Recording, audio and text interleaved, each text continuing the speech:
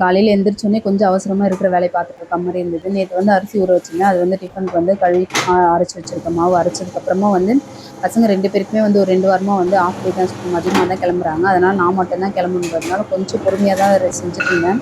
Time ஆகிடுச்சு, இருந்தாலும் பரவாயில்ல நமக்கு தானே அப்படின்னு சொல்லிட்டு செஞ்சுட்டு இருந்தேன்.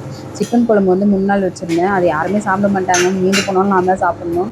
ஒரே ஒரு நாள் மட்டும் தான் சாப்பிடுவாங்க. அடுத்த நாள் யாரும் சாப்பிட மாட்டாங்க. அதை வந்து சூடு பண்ணிவிட்டு பசங்க 2 பேருக்குமே வந்து ஸ்நாக்ஸ்க்காக சுண்டல் அவிச்சு வச்சுருக்கேன்.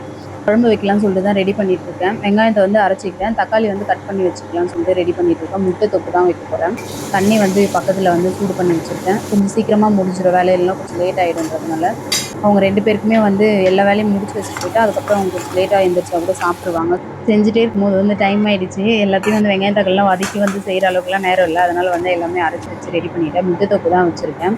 மாவு வந்து அரைச்சிட்டேன். ஆனால் அதை வந்து எடுத்து வைக்கிறதுக்கு கூட டைம் இல்லை. சரி, பாத்திரத்தில் எதுவுமே மாற்றவே இல்லை, அப்படியே எடுத்து மூடி வச்சுட்டேன். பழைய சாதம் தான் இருந்தது. நான் சாப்பிட்டுட்டு அதுக்கப்புறமா கிளம்பிட்டேன். எப்போ செஞ்சாலும் இந்த வேலைலாம் நம்ம தான் செய்ய போகிறோம், வேறு யாரும் செய்யறதுக்கு ஆள் கிடையாது. அதனால் எடுத்து வச்சுட்டேன். சரி, ஈவினிங்காக வந்து பார்த்துக்கலாம்னு சொல்லிட்டேன். தேங்க்யூ, பாய்.